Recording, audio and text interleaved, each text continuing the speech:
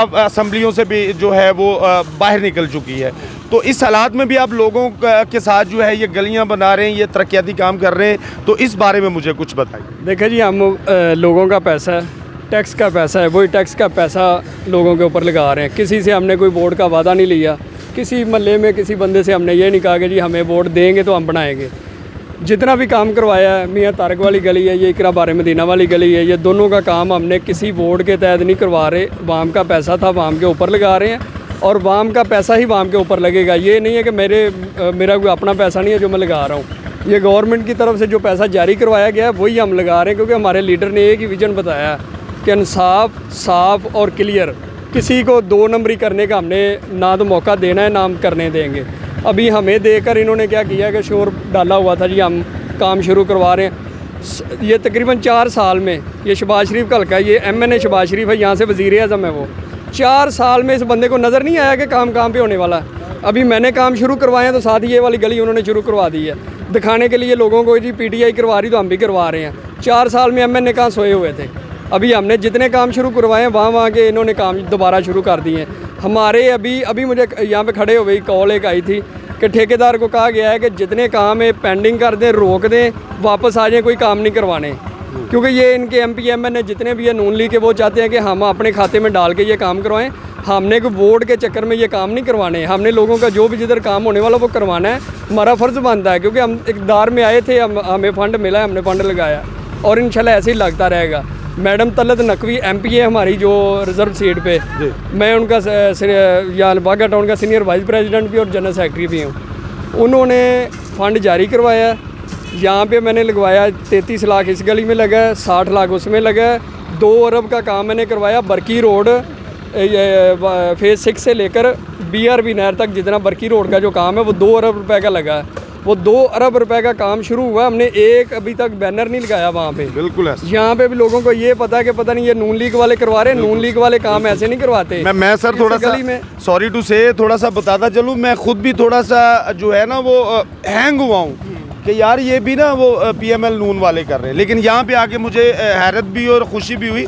तो ये जो चल रही है, अब सिलसिला चल रहा है इमरान खान साहब की गिरफ़्तारी का जो मामला है, फवाद चौधरी साहब गिरफ़्तार हो चुके, शेख रशीद साहब के पीछे पड़े हुए, क्या समझते हैं इस तरह ये जो है अपनी हुकूमत को बारोब हुकूमत कर सकेंगे? इमरान खान को जितना दबाएंगे ना उतना ही इमरान खान ओपन होगा। जितना इमरान खान को मीडिया पे लेकर आएंगे, जितना इमरान खान को आज गिरफ़्तार कर लेंगे, इनको समझ आ जाएगी कि आगे हमने चलना कैसे है। अगर इनकी सियासत दफन ना होगी तो फिर समझना अब। सर इसकी वजह क्या है? इमरान खान साहब को लोग इतनी मोहब्बत क्यों करते हैं? वजह ये इमरान खान के ऊपर लोग मोहब्बत इसलिए करते हैं कि यही आप देख लें, एक टका जो है ना, एक टका जो होता है ना, रिश्वत लेने वाला सिस्टम जो होता है, उस गली में से जितने पैसे गए, मुझे पता कितना खाता MNA के खाते में गया, कितना उनके चेयरमैनों के खातों में गया है। इस गली में से ये ठेकेदार खड़े हैं पास, इनसे पूछ ले 1 रुपया भी अगर किसी ने लिया हो, ये 1 करोड़ के काम के अंदर से 1 टका भी अगर कहीं लिया हो, हमने कहा जो जिसका वाम का पैसा वाम के ऊपर लगेगा, वो साफ शफाफ चलने वाला बंदा है। वो 2 नंबर अगर होता तो आज वो 3 साल के बाद वाम उसके साथ ना होती। जब गवर्नमेंट को जाती है, हिस्ट्री के अंदर है, जब गवर्नमेंट कोई भी गई है उसी वक्त लोग उनके खिलाफ हो जाते हैं। ये वाहद इमरान खान बाहर निकला तो वाम इसके साथ बाहर निकल आई है। क्या वजह है? क्योंकि वो साफ बंदा है। उसने कोई अगर उसने जेबें भरनी होती तो अरबों रुपया उसे मिल रहा था वहाँ से। जुमैमा की जब तलाक हुई है उस टाइम उसे अरबों रुपया मिल रहा था, क्योंकि गोरों का कानून है, जब कोई भी लग होता है, उनकी तलाक होती है, उसके अंदर उनका कानून है कि आधी जायदाद उसे दी जाती है। दुनिया का अमीर तरीन गवर्नमेंट का जिसकी बेटी है वो, तो आधी जायदाद वो लेता, आराम से मज़े करता, उसे क्या ज़रूरत थी? सर इसमें तो कोई शक नहीं है, आप PTI के सीनियर नायब सदर हैं, मैं PTI का रुकन नहीं हूँ, मैं अवाम हूँ। मैं अवाम होने के नाते इमरान खान साहब की इस बात में कोई शक नहीं है। और अल्लाह की कसम, मैं ये ऑन द कैमरा कसम भी खा रहा हूँ कि मैंने आज तक लोगों को देखा है, छोटा सा काम भी कर रहे हैं ना, एक देग भी दे रहे हैं खुदा की राह पे, तो वो बैनर लगाते हैं। यहाँ पे कोई बैनर नहीं लगा। सर इसकी इतनी सादगी की वजह क्या है? ये वो सामने देखे, वो तख्ती लगी हुई, कितनी बड़ी कब्र बनी हुई नून लीग की, वो कब्र हमने अभी तक कोई नहीं बनाई। अभी वो काम शुरू नहीं हुआ था तो उन्होंने पहले वो बनाई है। 150 बैनर यहाँ पे बांधा गया। वो 150 बैनर कहाँ से आया था? इन्होंने जेब में से नहीं लगवाया। ठेकेदार कहता हम उसको पैसा देते हैं, जो बैनर लगाते, जो तख्ती लगाते, वो भी हमारी जेब में से जाता है। और ये उनसे लेकर फिर बैनर लगाते, लोगों को दिखाते जी हमने काम करवाया है, हमें वोट देंगे कि नहीं देंगे। हम वोट नहीं लेने आए, हमने कहा कि हमने काम किया, हमारा लीडर है विजन के मुताबिक चलने वाला, वो वोट के लिए नहीं आ रहा। वोट की उसे ज़रूरत होती तो आज वो मोहल्लों में चल पड़ता, कहता मुझे वोट दें तो मैं आगे आता। सर लास्ट पे थोड़ा सा बताइएगा कि PP 164 जो है चौरी यूसुफ लिद्दर साहब यहाँ पे कामयाब और मजबूत कैंडिडेट हैं, मैं समझता हूँ, तो इस दफ़ा विन कर पाएंगे इंशाल्लाह। मंशा संधू हमारे MNA का कैंडिडेट है और यूसुफ लिद्दड़ MPA का कैंडिडेट है। इंशाल्लाह अब हम इनको एक टफ टाइम देंगे और इनको पता चलेगा शहबाज शरीफ, हम तो कोशिश कर रहे हैं कि शहबाज शरीफ दोबारा इधर इलेक्शन लड़े। मेरा नाम पूरा मियाँ शहबाज शरीफ है, मैंने इसके ख़िलाफ़ 2013 का इलेक्शन लड़ा था, लेकिन मैं विड्रा कर लिया था अपनी पार्टी के हक़ में, बिलाल असलम भट्टी के हक़ में।